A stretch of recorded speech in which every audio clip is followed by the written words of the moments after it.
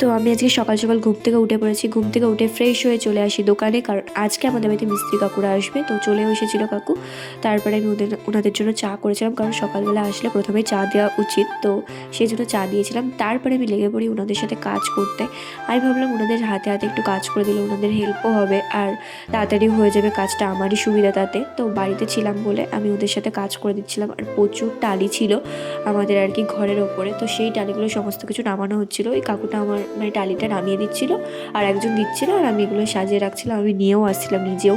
তো আজকে ওদের সাথে প্রচুর কাজ করেছি, আর হাতেও ব্যথা হয়ে গেছে। টালিগুলো প্রচণ্ড ভারী ছিল, বুঝতেই পারছো।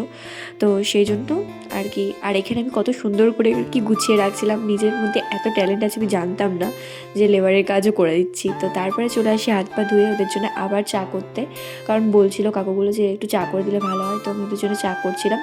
তো তারপরে এসে দেখি যে ঘরের অনেকটাই খোলা হয়ে গেছে আর কি, বাঁশ টাশগুলো খুললেই আর কি হয়ে যাবে।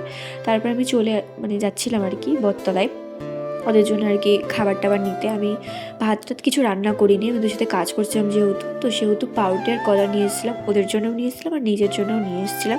আমি এখানে বলছিলাম যে আমাকে এগুলোই এখন খেতে হবে। তো তারপরে ওদেরকে কাজে লাগিয়ে আমি স্নান টান করে চলে যাই পড়াতে।